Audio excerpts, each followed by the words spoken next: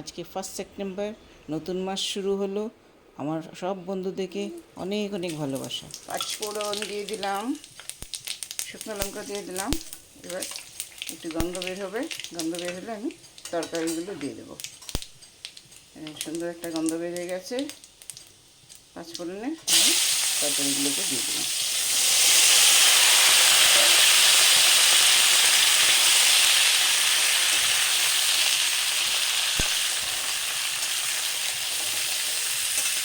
নিয়েছিলাম সজনার তরকারি করতে, কিন্তু সজনার সাথে আবার কতগুলো তরকারিও দিয়ে দিলাম।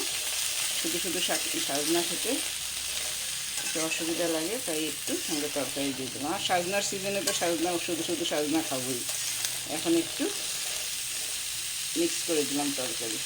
5 মিনিট দেওয়ার পর সব তরকারিগুলো দেওয়ার পর আমি 5 মিনিট ঢেকে রেখে দিয়েছিলাম।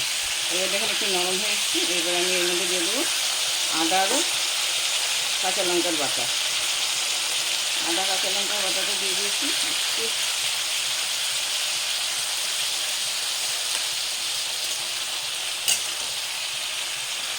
এবার এর মধ্যে দিয়ে দেবো আমি হলুদ আধা চামচ, আরও জিরে গুঁড়ো 5 চামচ। আমি সিদ্ধ হওয়ার জন্য 1 ফোঁটা লবণ দিয়ে দিয়েছিলাম, সেজন্য এখন আর লবণ দেবো না। আমি শস্যটা এখন যে লাস্টে একটু শস্য বাটা দেবো। শস্য বাটাটার মধ্যেও আমি লবণ দিয়ে দিয়েছিলাম। আমি শস্য বাটার সময় একটু লবণ দিয়ে দিই, তাহলে সুন্দর শস্যটা সুন্দর মিক্স হয়, পেস্ট হয় আর কি। এখন আবার ঢেকে রেখে দেবো।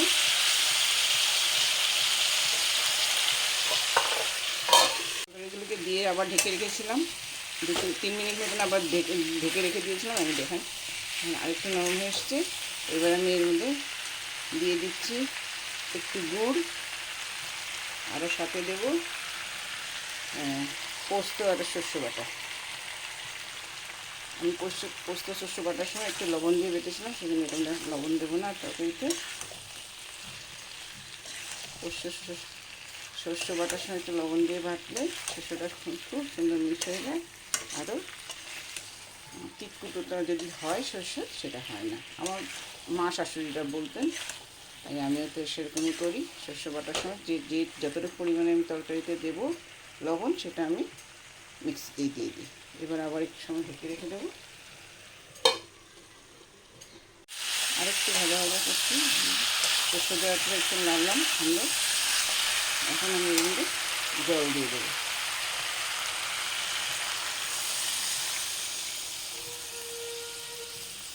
মিক্সির বাটিটার মধ্যে জল দিয়ে দিলাম।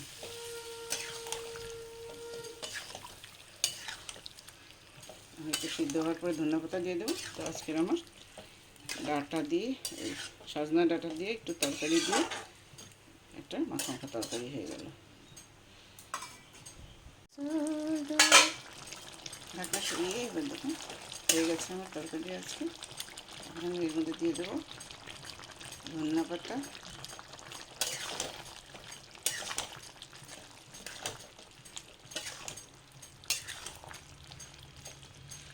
হয়ে গেছে আমার আজকের তরকারি।